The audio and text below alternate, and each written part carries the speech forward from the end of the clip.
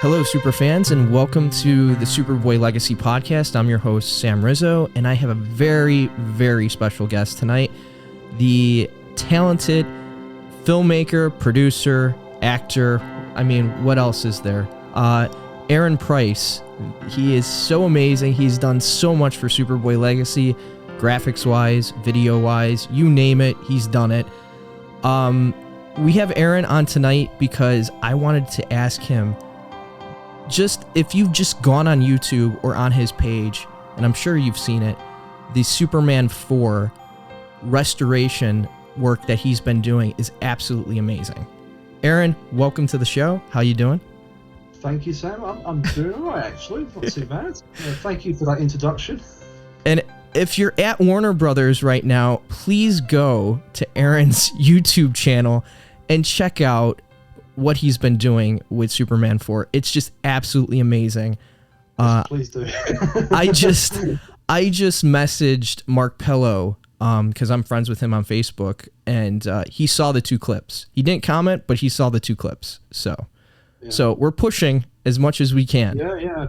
I think just hopefully the writer and the matte painter of Superman 4 Son, hopefully, I hope they're going to see it, because I contacted a few people myself, but I haven't heard anything back yet. Well, my first question, Aaron, what got you into video producing and editing and graphics and all this amazing stuff that you've been pumping out for so many different Superman fans like myself? You've done such... Whenever I need a graphic, like the Superboy comic book logo look, I go to you. And 2 days later or 3 days later, you go, here you go, Sam. It's just, and my jaw hits the floor. It's that good. So, like, what got you into this? Right. Where do I begin? I've been doing graphics since I was about 12 or 13 years old. And I basically just used to go on YouTube. Well, I think this is before the days of YouTube, actually. And I just used to play around with the software. And what I used to do is I used to take film covers and put me and my family's heads on the different posters and change the names, put our names on it. I have still got the original folder somewhere. I'll have to try and dig it out. And then I was using a software that wasn't Photoshop. It was Photo Plus 4, I think it was called. And it got to the point where I wanted to be more advanced. And then I moved to Photoshop. And then when I lived in Spain for 6 years, and I started doing my own acting videos. And the first video effect I ever did was basically a split screen. And I basically had myself as two free characters on the screen at the same time. And that was the early video production side of it, and I sort of basically just went from there. And over the years, I've done work for Jim Bowers of CapeWonder.com as well. I've done a lot of logos for him, and it's spiraled out of there really. And most of my work has been Superman orientated. I've kind of like tried to get away from it, but I keep coming back to it because I love it so much as well as a fan. And I've spoken to you before in the past. I said there's a lot of nostalgia, with the films and the Superboy TV series as well. And when I see the visual side of it, I'm always going in my head. I'm always thinking, don't make it look too modern. It's got to fit the era. It's got to fit the nostalgia, because you want people to see it as if it was filmed back then, and that's for me one of the reasons that when I'm doing visual effects, I'm always thinking, I don't want to go George Lucas here. I don't want to go too modern. Put modern visual effects in an old thing, and it looks too out of place. I want it to fit the context of what I'm doing. Right, and you want it to keep, you want the filmmaker's integrity still part of it. You do not want to take any, like, if you, I mean, when you look at the Star Wars special editions, yeah, George Lucas approved it, but sometimes it takes you out of it. And a lot of purists who are Star Wars fans, they love those original films, like blemishes and all, like, still.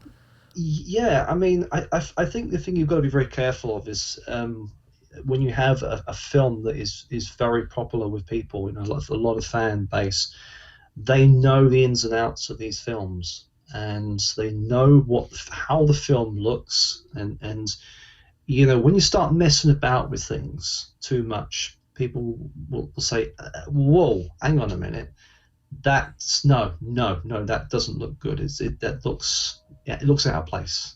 Yeah, you know, it's because everyone is, as I said, it's nostalgia. It's you know, audiences are very, very intelligent. They're very clued up now visually. You know, visual effects has changed a lot, so much over the years. You know, once upon a time it used to be like magic. You know, when you used to go to a magic show, and you wonder how the hell did they do that.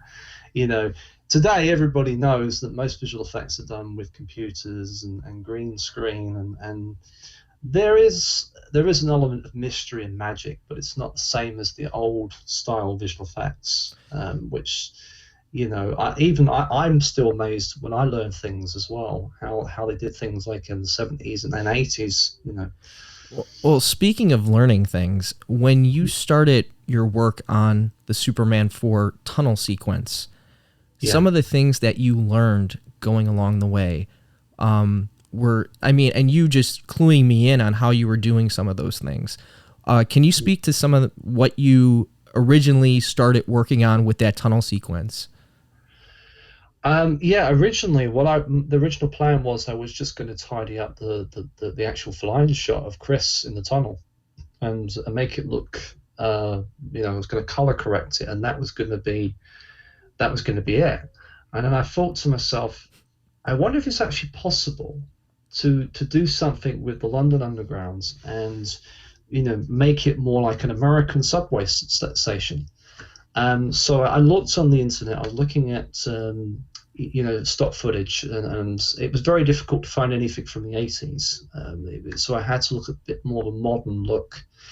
And I found some clips, but they were like ridiculous amounts of money. You know, they were like hundreds of dollars, and I was not going to spend that just to use a clip that's going to last maybe less than 2 seconds on screen.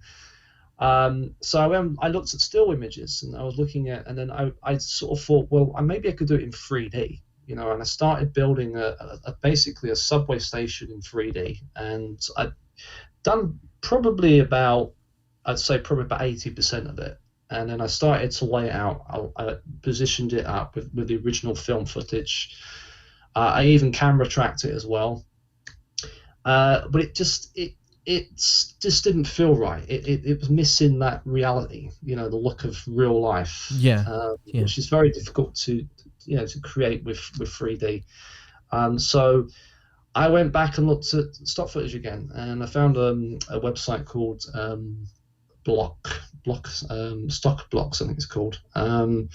And I paid a subscription for the month, and I found a lot of stock footage that I could use. And I just basically started integrating the footage, and I rotoscoped pretty much every sequence in that shot. You know, with Christopher Reeve on the train station, that was rotoscoped. And I basically layered in the new footage, stock footage, into the shots, and then I had to downgrade the image, the quality a bit, so that it fits the more film-like look of the time period. A bit of color correction as well, and I watched the document. I watched the commentary of Superman 4 and how that sequence was originally supposed to be filmed. They originally were going to have Chris flying through the tunnels, dodging trains, and obviously the original budget didn't allow that. And you know, when you watch the theatrical version of that subway sequence, it's quite clearly it's not an American subway station. It's quite clearly London. Right, right. They probably, what they should have done, I think, with that sequence is that they probably should have set that in London, and made it seem actually he was in London. That would have probably worked better. Yeah. But yeah, it was, and I started building it up, and as I got to the point where Chris stops the train, and he goes into the subway carriage, that goes then from a video to a still image of a train, and I had to animate that, added some lights on top, so added a bit of smoke for atmospheric feel to the picture, and I had to rotoscope all the firemen, paramedics, and the crowd, and I think it works. I think a lot of people say they like it, and I'm very proud of that, because it's a sequence that it does take you out when you watch it in the theatrical version. And I've said this before, and I'm still gobsmacked now that the subway sequence, the subway station they used, apparently is called Christopher Street Station, which I had to go. I went back and had a look at it, and it said Christopher Street, and I didn't take any notice of the station name at the time. I was just looking for footage of the right angle, to use, and I looked and went, oh my God, yeah, it actually says Christopher Street Station, and I was absolutely mind boggled by that. And I had to sort of do a Google search, and I found out there's something like 492 stations in subway stations in New York, and I had to pick the one that had Christopher in it. What are the odds, right? What are the odds of that? But what's funny about that sequence is you totally did an Alfred Hitchcock with the sequence. You put yourself in two spots in that sequence. You want to... Yes. Yeah. Yeah, the first one was basically I'm standing on a train platform, and I'm reading the newspaper, and Superman flies by me, and then the gust of wind blows my hat off, and it's really weird because I literally filmed that in my bathroom. I set the camera on a tripod, but the tripod was standing in the bath, and I'm standing next to the toilet. I haven't got a hat on, and then I got an image of a hat, and I basically digitally put the hat on top of my head, and just as he flies by, the head goes off. The hat goes off with a bit of motion blur, and it completed the effect. And I have to say, my friend Daniel Shantes, he does a lot of things for charity for children. He dresses up as Superman. And the flyby is actually a shot of him as Superman. It's not actually Chris, but it worked. I think it works for the shots. I just thought it was so funny. And then the posters that you had, that you picked for the subway. Was it Apocalypse Now? Was it? What was the other one? I put a McDonald's burger poster. Yeah. And I also made one up, which was basically if you blink, you miss it. And I did a Gotham City poster, so it was like just a picture of a night city, and it was welcome to the future of Gotham City. So like a bit of an Easter egg there, set the Batman in the same universe. Tying in the Tim Burton films into the Christopher Reeve universe, that would have been amazing. It would have been, yeah. But let's backtrack a little bit. Why did you start the Superman 4 restoration in the first place? Good question. Well, the thing with Superman 4, it was the first early memory I had with Christopher Reeve. Was this the first film you saw? From my memory, yes. Okay. Because it was about 89. I would have been about five or six, and I remember watching it at home on VHS tape, and that was my early memory. And as a kid, you watch the film and you don't really pay attention to the visual effects. All you see is a man on screen flying, and that's and as I got older, I kind of sort of looked at Superman 4 and I thought it's different to the other films, and I couldn't quite understand why. And so I got to a sort of the age where visually I sort of started taking interest in the visual effects, and I realized that it's because the visual effects are not as good, mm-hmm. and when I look at Superman 4, I I can visualize the whole film in my head with the original budget. And I think the original budget was supposed to be about something like 40 million. They only ended up using like half of the budget. But I can still play the film through my head with that $40 million budget. I can see the film as it would have looked with better visual effects. And I sort of about a couple of years ago, I did a rough sequence of Superman. Basically, I got rid of Lacey in space, and it basically had Superman coming out of the moon, blocking the sun with the moon before Nuclear Man gets to Earth, and then he takes Nuclear Man, drops him into the reactor, and that ends.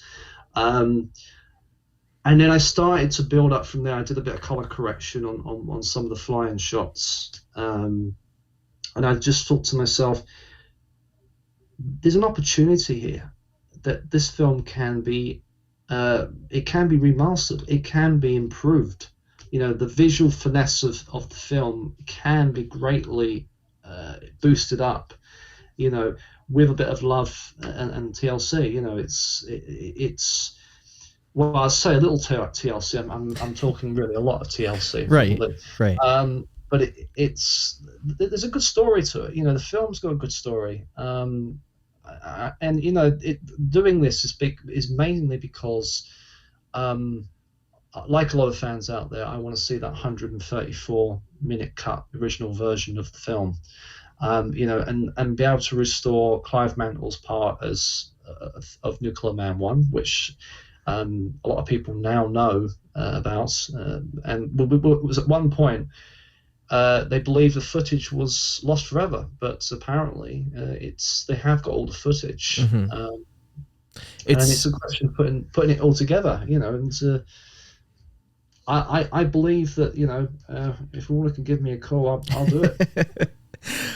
It's amazing what one fan with the know-how and the professionalism, what you have accomplished thus far, just going on your YouTube channel or on Facebook and seeing just some of the sequences that you have restored and remastered, and I mean, you've made a whole new sequence to the end of the film. With Nuclear Man, with Superman blocking out the sun, which looked absolutely amazing. You got rid of Lacey Warfield in space, and it just looks absolutely brilliant. And my biggest thing with Superman 4, with the Great Wall of China sequence, when him just staring up and using his super telekinesis to fix the Great Wall. You did it. Masonry vision. His masonry vision. But yeah, you restored that sequence and made it look fantastic with a little bit of Photoshop and a little bit of, like, you just made it look cohesive and you made it make sense. And again, like, it's just absolutely amazing what you have done. I am a big fan of what you're doing with 4. And it is an unfinished film. That's how I look at Superman 4. It's an unfinished film. It's a film that is ripe to be restored. Like you said, the 134 minutes, it's just collecting dust there at Warner Brothers. And yeah. I've said before, that when Warner Archive released the 3-hour version of Superman the movie back in 2017, is it that 4 years ago now? I think it was. That sold extremely well on Blu-ray. It done really well. And the thing with Superman 4, the 134-minute cut is apart from a private screening, test screening, it's never been seen.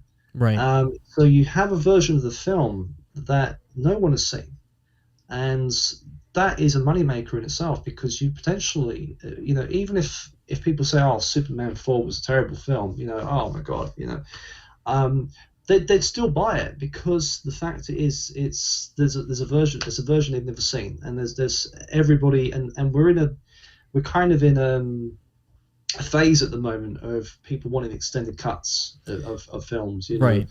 I think what's happening with Batman Forever, and there's a lot of fans getting behind this, and what I want to do is get the fans behind this as much as possible, because it's the fans made it happen the first time with the 3 hour cut, and the Richard Donner cut as well, of Superman 2, and that was due to the fans, so it can happen again, and I think it will. I think that Superman 4 will get out there eventually. I think it will.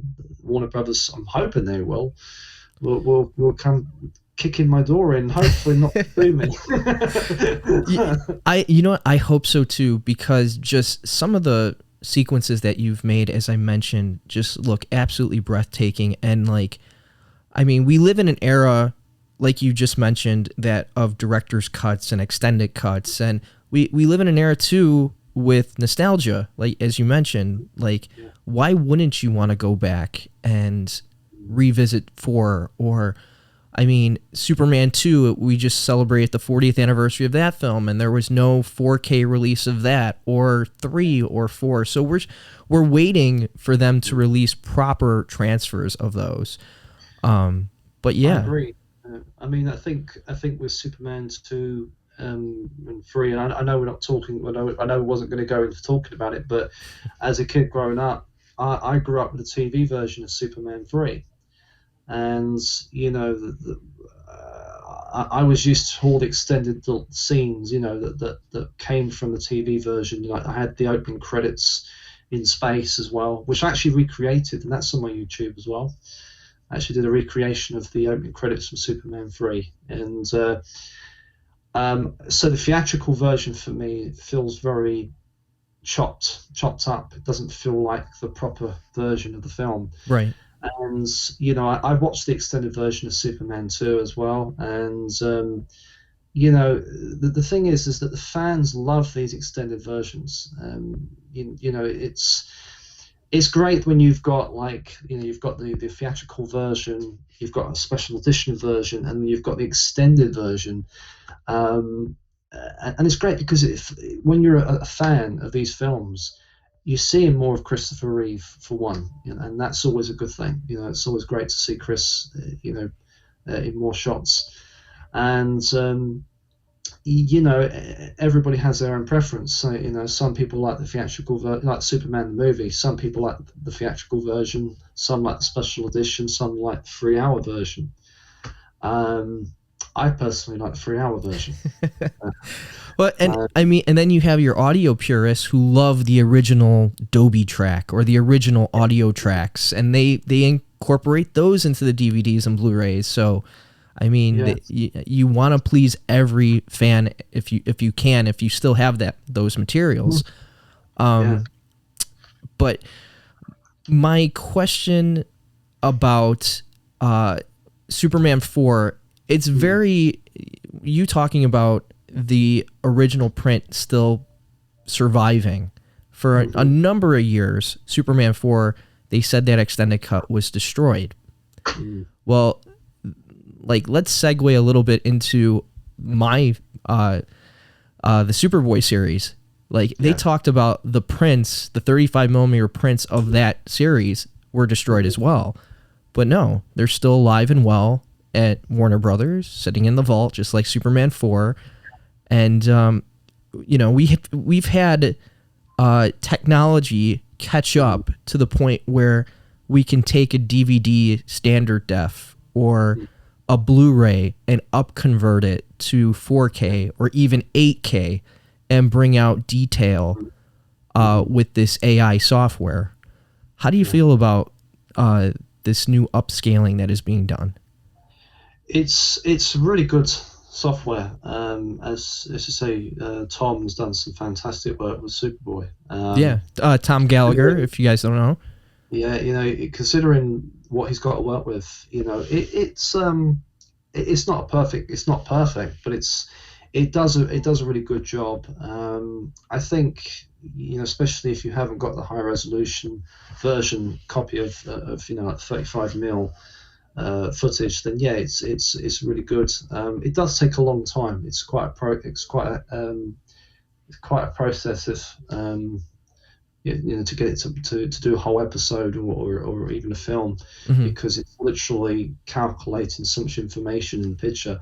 I'm not 100% sure how it works. I think what it does is it basically calculates the pixels and it tries to best guess it by adding more pixels to improve the visual quality of the picture, so you get a much better image. I use the Google Pixel by Topaz AI, and that works brilliant with photographs. I've done some pictures. I actually did upscaled one of your Gerard Christopher's Oh, Superman cool. pictures, Yeah. and it was like a 1,000 by 2,000 image, and I scaled it by about 4 times, and it still kept the quality of the image. It was brilliant. I mean, if you'd done that with a normal photo software, it would have come out really blurry and pixelated, but it scaled it up and actually kept the quality and actually added to it as well. Oh, cool. But yeah, it's great. I think it's still a new thing. It's Yeah. it's Do you feel like it's kind of gimmicky? Like, I mean, if you have, like you said, if you have the original source, would you rather have the original source, or would you? Oh, most definitely. But the Yeah. original source, you're working with a high resolution. Mhm.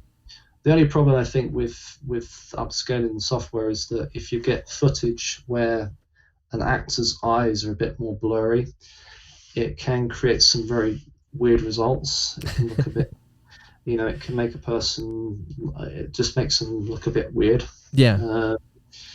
So yeah, it works good with some shots, but as I said, some of it is difficult. But as I said, Tom is having to work with DVD, Yeah. quality, which is obviously not always the best.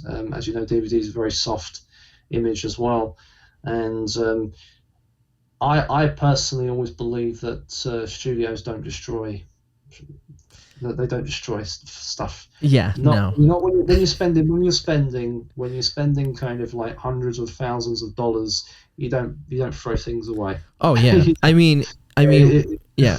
When I heard from Ilya Salkin, the producer, say all the negatives were destroyed, I'm like, yeah, no. Same thing with Superman 4. You're not tossing that out with the trash. You're not. No. But you announced today that you are starting your own company. Did you want to talk about that a little bit? Yeah, well, for one, I've obviously have had my YouTube channel, A Price Production, and I've recently decided to make the move of going self-employed. So I'm now taking bookings. Bookings. I'm not a celebrity. Commissions. But, Commissions. Yeah. I'm going to sign autographs. No, I'm obviously going to work for myself, and obviously I'm looking to make some money, because obviously with the thing with Superman 4 stuff that I'm doing is I can't legally make any money out of it. Right. I can't set a Patreon. I can't say to someone, "Oh, send me so much money if you want to see me do," because obviously Warner will sue me, and Yeah. obviously I want to try and stay in their good books as well. If there is any potential for a restoration in the future, I would rather work with them and get them to pay me to do the work. Yeah.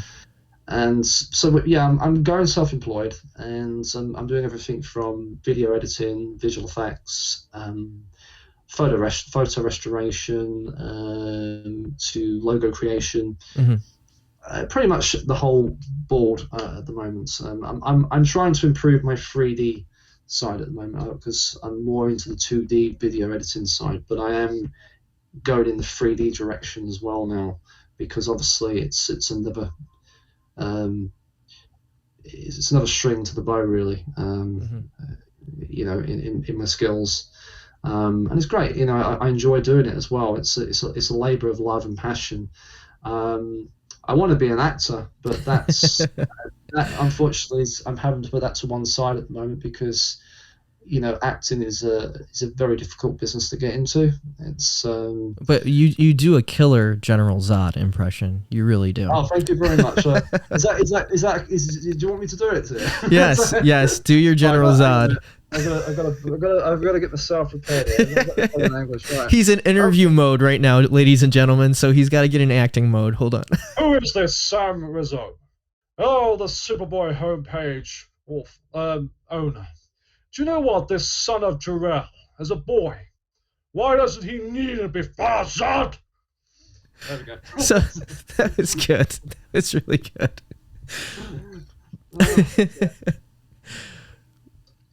But I used to do comic conventions and I used to dress up as generals. I went to quite a few Comic Cons and I used to walk around with my hands behind my back. And I'm just like sort of looking around like everything's new to me. And I'm not in character most of the time. People will say, "Oh, can I have a photograph of you, Jim?" And I go, "Certainly, human. If you kneel before Zod." And then sometimes you get some bloke that will come up, being in his 30s or 40s, and the first thing he'd do is he'd get on his knee, and I'm thinking, is he proposing to me, or is he like for his defiance? Is this the planet Houston? I think I actually have a photograph somewhere of a couple of people kneeling, and it just looks like they're trying to propose to me. It's like, have you met Terrence Stamp? Have you met and done your impression for him, or no? I haven't, unfortunately, no. Wow. He was at London Comic Con a few years back, and I missed it because I was working at the time and I couldn't get the time off. And I had planned to go down there, and what I was going to do is I was going to go to his table and I was going to look at I was going to go in character and I was going to look at his photos on the table, and I was going to say to him, "I see that you're practiced in worshipping your ruler. Good." And then try to ask him to kneel before Zod. Before me. I don't know if he probably would have kneeled, but he might not have got up with his knees. That would have been hilarious. Oh my God. Have you met Sarah Douglas or Jack O'Halloran? I met Sarah. Okay. Met Sarah in 2014. Lovely lady. A friend of mine, Ellie. He's good friends of Sarah, and he told her that I was going to be going. And when I arrived there, she was doing an autograph for someone, and she looked at me and she went, "Oh!" and her eyes lit up. And when the person left, she got up and she came over and she gave me a big hug. And she was like, she knew I was coming, but she was. I've got some photos of me with her, and with Jack, I haven't actually met Jack, but I've spoken to Jack on the phone. Oh wow! I've spoken to him on Facebook a couple of times, and Jack's a great guy as well. He's a really nice guy.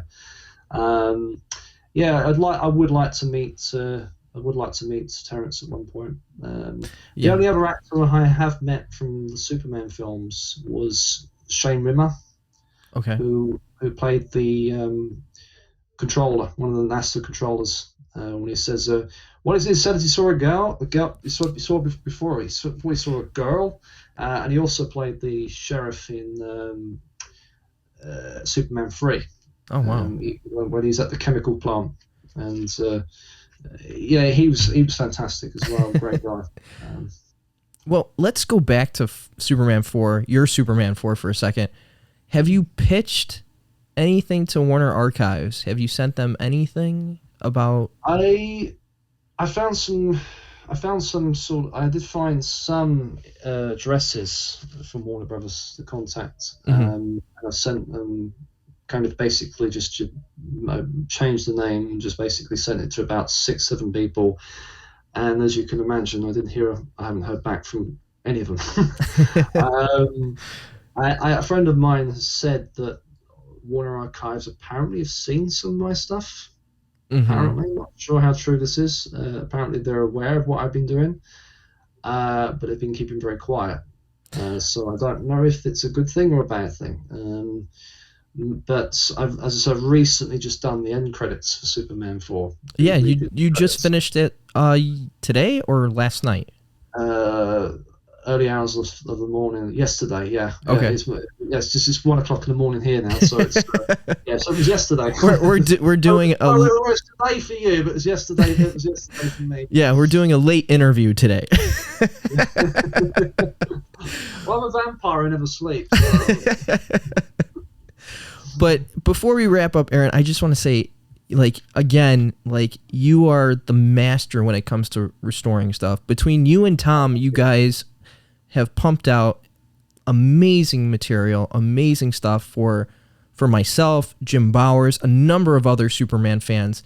And I can honestly say you are the go-to guy for restoring anything. I know I'm gonna have to hit up your company very soon because it's always a good thing to. I mean, the thing is, I recently did an episode from the George Reeve Superman series, Panic in the Skies, and I did some for John Field. My good friend of mine. Yeah. I redid the astronaut. Oh, I can't get the words out. Asteroid. It's 1 o'clock in the morning, and the asteroids. I was going to say meteor, but I thought no, I can get it out. I did some new shots of the asteroid, and did a new flying shot of George Reeves, which was actually a CGI shot. And yeah, there's kind of been a pattern to my work recently, and it's relating to Superman. Yeah, I would say, like, between Superman 4, the 1950s George Reeves series, and me, with the Superboy stuff. Yeah, you've had a full plate of super work. Excuse the pun. Yeah. You wouldn't think I was a Superman fan, would you? No.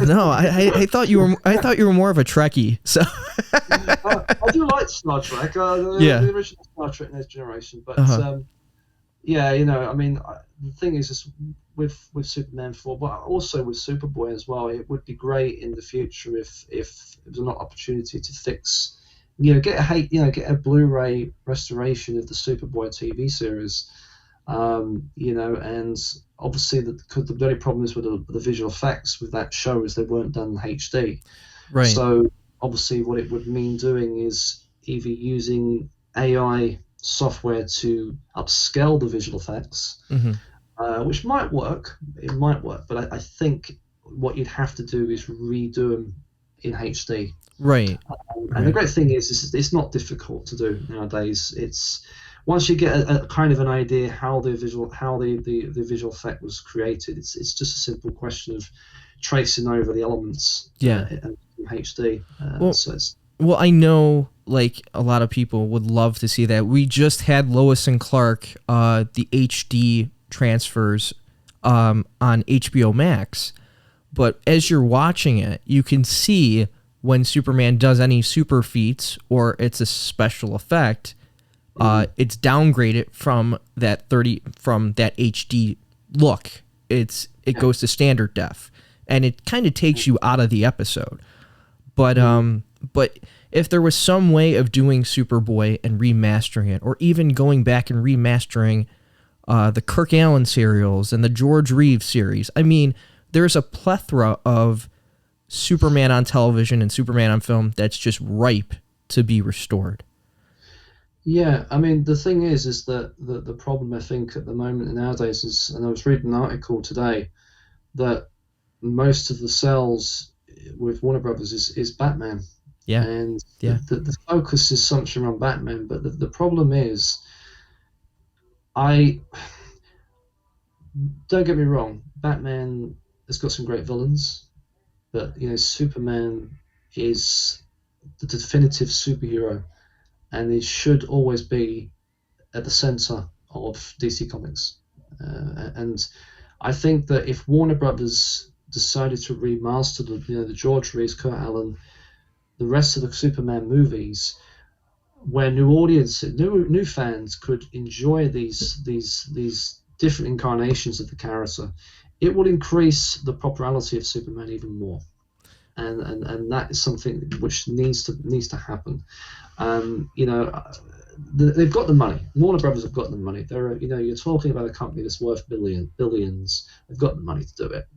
I agree with you. I mean, it wouldn't take much money to do it. With modern technology, you could easily fix the series. The George Reeves series probably would cost them maybe a couple of million, but they would make that back. Oh yeah, I mean, between putting it out digitally and putting it out physically, which kind of physical media is kind of going to the wayside.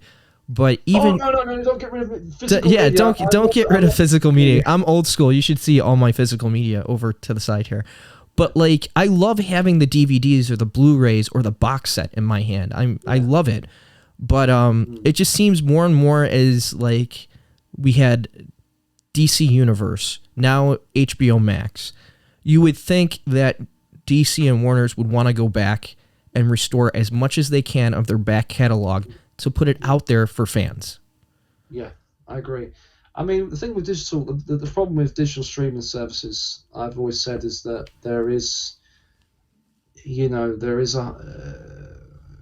you're reliant on not only the service that you're paying for, but you're also relying on an internet connection. And when your internet goes down, you can't watch anything.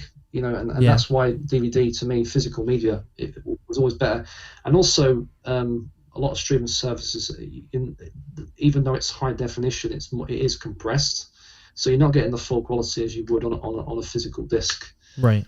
So to me, physical media is much better in that regard. Streaming is more of a convenience. It's more of a convenient thing, Yeah. Like the days when you used to go into a video shop to rent the latest film. Now you can just scroll through 50, sort of 8,000 different titles, and you pick one, and there you go. What's a video shop, video store? You mean Blockbuster? Blockbuster? I don't know, it's Blockbuster. Yeah, it's one of those ancient shops that. I do miss the old days when you could go into a video shop and you smell that carpet. Yeah. That distinctive smell. Uh-huh. It was always that. Oh, I want to see this. I want to see this film. Go up to it, and then you find out that they're all out. Yeah, right. Yeah, but Aaron, before we wrap up, I just want to say thank you for all you do. On behalf of the Superman community and the Superboy community. I can't say enough. You are so professional. You are so kind. You listen to just your eye in general for putting things together or editing. It's just second to none. Cheers. So. I'm getting a bit emotional now. The thing is that the great thing is that the Superman family, as Superman himself, even though it's a fictitious character, mm-hmm. The spirit and the family of Superman is very real, and the fans have been fantastic. I've had a lot of support from a lot of people and a lot of. And that's what's kept me going with it. If I'd done the subway sequence and everybody said, "Oh, that's crap," oh no, it's horrible, I probably wouldn't have done it anymore. I would have probably stopped. But it's the fans, and I'm just one jigsaw piece in a big jigsaw puzzle, and the fans, everyone getting together makes these things possible. And we will see these extended cuts. We will see Superboy in HD. We will see these restored stuff in the future because of the fans. If the fans demand it, they will do it. They'll have to do it. Otherwise, Warner Brothers will be kneeling before God. I love that. It's true. It's true what you said, because we wouldn't have had the Donner cut. We wouldn't have had Superboy on DVD. It took us how many years and how many times of going on message boards or going into the WB home video chats. I remember sitting in the home video chats back in the early 2000s asking them, hey, are you going to release Superboy? And they literally said no. And then they in 2006 with Returns, they came out with it, and then 6 years later they came out with season 2. I think it's one of the longest releases in between releases ever. But that was all thanks to Warner Archives. But as you mentioned, like, hopefully these things do slowly trickle out. But my wish is that your name is attached to these restorations. Yeah, that would be great. That would be great. I mean, and getting paid well as well. Yeah, So, yeah. But no, I mean, the thing is, Sam, I think, as you said about, Superboy's, early 2000s, the thing is that the internet was still very young back then, and Right. not so many people had the internet, or they had very limited access. But now, with so many people now having internet access now, and people aware of so much of these cuts and extended editions, it's building up all the time. The fan base, and it will eventually. I think we're going to see these extended cuts. We're going to see these versions that no one's ever seen before, and it's just a matter of time. It's funny because we live right now in an age of nostalgia, like you mentioned, Aaron. And right now, DC and Warner's are playing on that nostalgia. And right now is the perfect time for this Superman 4 restoration that you are working on, because DC and Warner's are going back and have started in comic book form the continued adventures of the Christopher Reeve Superman that's coming out fairly soon with Superman 78. Yeah. I mean, I've the artist guy with Wilfredo Torres. Yes. Who's doing the drawing. It's phenomenal, absolutely phenomenal. I have to make a confession. I've not really bought a comic book in years. I've read comic books from like the library and all that, but this is probably one comic book I will actually pick up, because I've seen some of the pages and the artwork, and it's just, as you say, it echoes that nostalgia, and it's in continuing that legacy of Christopher Reeve. It's bringing new fan base as well to the Christopher Reeve era of the Superman films, and it's great because everybody, with all due respect to Henry Cavill, who plays Superman in the updated films, who I think is really good as Superman. Christopher Reeve had that definitive aura. He is what I would class as the what's the word I'm looking for? He played it very the quintessential Superman in my eyes. He's the quintessential Superman. Yeah. And I think Richard Donner or Tom Mankiewicz said something along the lines of, it's like he jumped out the pages of a comic book. Yeah. And that's what it is. That's that when you look at Christopher Reeve, you don't see Christopher Reeve, you see Superman. When you watch these films, you see a lot of actors in films, and you can see the actor playing the role. But when you watch the Superman films, I don't see Christopher Reeve playing Superman. I just see Superman. Yeah. And it's because he was born to play that role. It was, it just had, you want to imagine what Superman would have been like if he existed in the real world. And in terms of comic book form, in the real world, Chris was perfect, for the role. Yeah, I mean, he just disappeared into that role, very much like years later with Heath Ledger disappearing into the Joker role in The Dark Knight. They literally looked like they stepped out of the pages of the comic. Well, I mean, the thing is that with a lot of casting, that there's a lot of hit and misses with certain casting. You've got Ryan Reynolds, who played the Green Lantern, for example, which is more of a miss, but then he hits the mark on Deadpool. Right. So it's and I'm personally one of these guys. People, as an actor, as an inspiring actor, I feel that an actor should never play multiple superhero roles. I Mm-hmm. think they should only play one, because I agree. you know, like Chris Evans, he plays, he played the Human Torch, and then he plays Captain America. I still see the Human Torch. I can't. Yeah. I can't want to think. It's like, of all the actors that are in Hollywood, why do they use the same actors? And obviously, it's a name as well. A lot of movies today are. Well, I suppose it's always been the case with films. The name can sell a movie sometimes. Right. You've got Dwayne Johnson, who is in about 99.5% of movies nowadays, and because it's the name, and in most cases he brings the money in the box office. Right. Right. Whether or not he plays the role well or not, it brings the money in. So it's.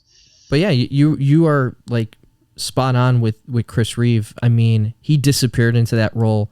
I mean, who does not smile when he with the helicopter sequence, when he saves Lois and says, "Who are you?" and he says, "A friend," and flies away. Yeah. That is. Well, I think the best line in the first film was when.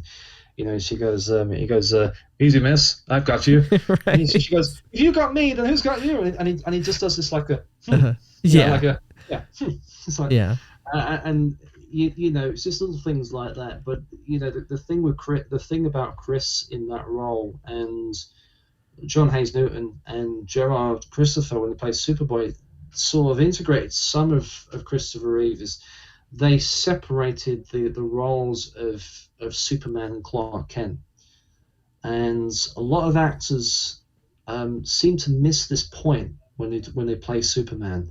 I'm not going to name any actors, but when they play Superman and Clark Kent as the same, and it's not just about wearing a pair of glasses. It's about the mannerisms, the body language, the tone of the voice, the personality between Superman and Clark Kent, and that's what creates the illusion of two separate individuals. Right. Even though it's one person, but it's those elements that makes you believe that, well, when Chris is Clark Kent, he's not Superman, and when he's Superman, he's not Clark Kent. Right. He's more confident and he's the ladies' man. Right. When he's Clark Kent, he's that bumbling, foolish guy, who would trip over a trash can if you walk past it, And that's to me is an important part of the character of Superman. If any actor that plays that part, I've always said the best scene is from Superman the movie, when he's in the apartment with Lois, and he's standing there with the glasses, and all of a sudden he just stands up straight, takes off his glasses, and he goes, "Lois, there's something I have to tell you," and his voice just gets deeper, and then he goes, and why is it at first, I'm really nervous about tonight, and his voice goes higher as he's Clark Kent. Right. And his body language, he's hunched back down again. He goes from 6'2" to 6'4", in a matter of one move. Because Chris sort of like he used Clark Gable, and I think I reckon he must have watched What's Up Doc as well, because Clark Harrison was very much like Clark Kent, but he treated it that he was playing two characters, not one character. Right. And I think that's the problem some actors seem to suffer from. They play a good Clark Kent or they play a good Superman, but you kind of watch and you think, it just looks like Superman wearing a pair of glasses. Right. There's no distinction between the characters. I love personally the Kill Bill analysis, Quentin Tarantino's analysis of Superman and Clark Kent. Clark Kent is how he sees humanity, and he's trying to fit in, where Superman is the super being, and like he's setting the example for humanity. What he's trying to set the example so humanity can can aspire to be something like him. Yeah. Like his Clark Kent is how he sees the world and how he's trying to fit into our world, where Superman, he is the super being. He is the ultimate that we all try to aspire to be. Yeah. But can never. We can't. So yeah, I mean, it's like, you know, you think of when you think of Christopher Reeve, that he played 4 different incarnations of the character in the films. You know, he played Clark Kent, the Metropolis Clark Kent. Actually, sorry, I'm 5. It's actually 5. He plays the Metropolis Clark Kent, which is the disguise. Then you've got Superman, which is also a disguise. Mm-hmm. And you've got the Smallville Clark Kent, which is the from Superman 4. When he goes to Smallville, he's basically playing himself. Well, he's being himself. Then you have him as playing the evil Superman, Superman 3, which is another character.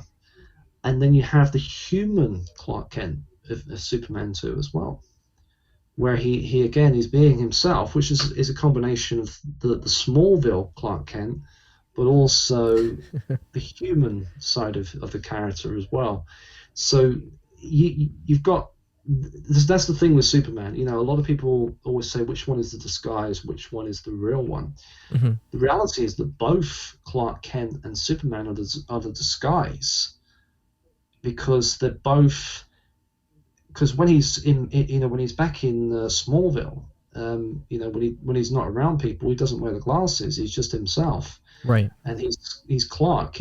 But when he goes to Metropolis, it becomes another personality that he creates. Mm-hmm. He's more the bumbling fool, and then he creates. And then Superman is the another mask. Right. It's different incarnations have different perspectives on it, but that's how I see it. Yeah. With the character. Well, I just love, like I said, I love that Kill Bill analysis in the film that they talk about Superman and Clark Kent and the duality between the character, between Clark Kent and Superman, and why one exists in service of the other, and how humanity plays a factor into the Superman notion. But with this comic book coming out, like Superman 78, you could see Warner Brothers and DC are going back and really playing up the nostalgia factor and tapping into the Christopher Reeve legacy of his Superman. And so much so, like, I know there's a giant billboard on one of the Warner Brothers production buildings in Los Angeles, or I think it was the Warner Brothers tour building where they house all the costumes and stuff. Henry Cavill's image was up there. They took that down and replaced it with Christopher Reeve. I've seen that. Very interesting. So now would be the perfect time to go back and look at Superman 4 and do a nice restoration. So hopefully, Aaron, they will be knocking on your door very soon. Yeah, I mean, it would not only be a fantastic opportunity, but it would be an honor with tribute to Christopher Reeve. I mean, I had a wonderful message from Matthew Reeve, which was Christopher Reeve's eldest sibling, and he loved the work I was doing, and that basically all 3 of them have given their blessing, which was really, I actually got quite emotional, because my first reaction was I would love Chris to have seen what I was doing, because he when Superman 4 came out, he was not impressed with what happened with the film, and I would like to think that, if he is somewhere out there and he's watching this, that he's got a big grin on his face and, saying something along the lines of "keep going, son," you can do this. I approve, because to me it would be a tribute for Christopher Reeve, and even Margot Kidder as well, because, Margot was, well, that's all for all the actors, and all the people that were involved, because they were all victims of the canon curse of reduced budgets and the film should never have been cut in the first place. They should have put the full effort and energy into Superman 4, and unfortunately, Canon didn't put their heart into it. Mm-hmm. And what I'm basically trying to do is put my heart into giving that film some sort of redemption. The quest for redemption. Is that going to be the restored cut title? Superman 4: The Quest for Redemption? I actually think it should be the new title. Yeah, the Superman 4: The Quest for Redemption. Would be a good one. Uh-huh. Yeah, I mean it would be lovely to be able to actually put the film back into. It's never going to live up to the original the first two films. The canon budget will always exist in some form, but it would be nice to be able to, for fans to be able to watch Superman 4 with fresh eyes and that they can enjoy it more without having to look at the blue screen flying shots and go, oh, right. Look the at cringe factor. Costume. Yeah. It should be blue, but it's like green. And the problem is his costume goes from almost like green to grey to blue. Yeah. Throughout the film, it's not consistent, unfortunately. So, well, hopefully Warner Brothers, like with this recent resurgence of the Christopher Reeve legacy with this comic book, they tap into this Superman 4 and give you a call. Like, fingers crossed. Yeah, I'm going to message the artist actually on Twitter. Cool. I'm just going to show him some of my stuff as well. Maybe I don't know. Maybe he can help out somehow. Maybe you could do the cover for the new film or something. I don't know. Yeah. I'm basically sitting on my seat here, waiting for Warner Brothers to knock my door. I mean, I would comfortably sit here for 6 months restoring Superman 4, putting it all together. And I would spend every single day of my moment. I probably wouldn't sleep for 6 months. I'd probably look like a panda by the end of it. I'd have black circles around under my eyes. But yeah, I would absolutely love to do this, and hopefully, maybe Superboy in the future as well. If Superman happens, who knows with Superboy? If I get a meeting, I may even suggest it. So. Yeah. Well, Aaron, I just want to thank you so much for coming on Superboy Legacy tonight. It was a real honor. For the people that want to hit you up for graphics or any video editing work, where can we find you? Right. You can find me in a number of places. I am on Facebook. You search me under as Aaron Price. Currently, my profile picture is me as a Terminator. I've got half of my face missing. Not the most with fire behind me. You can find me on Twitter. So on Twitter, I'm Aaron Lewis Price. Sorry, I'm actually, yes, if you find me, it's at Aaron Lewis Price. And also you can find me on YouTube, which is A Price Production. And also you can find me on Google. If you type in A Price Production in Google, my page should come up on there, and I think you can contact me through that. I think I've got my number on there as well, so no stalking calls. Right. unless you're Warner's, so yeah. Unless you're Warner's, you can stalk me as much as you like. Right. But Aaron, I just want to thank you again. Thank you for coming on tonight. It's always a pleasure talking to you. It's all like our conversations go 4 or 5 hours. I'm surprised we kept this under an hour. Yeah, my partner is starting to think that I'm having an affair with you. I meant to say to her, I said, no, he's just a friend, though.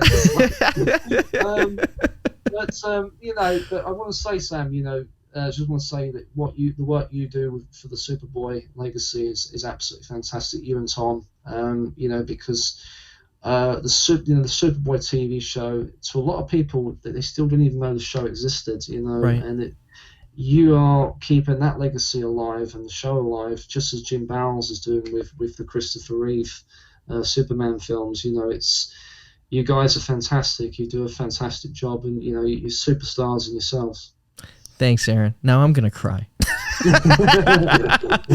But Aaron, thank you again for Superboy, The Legacy. I'm Sam Rizzo, and thank you for listening. Thank you.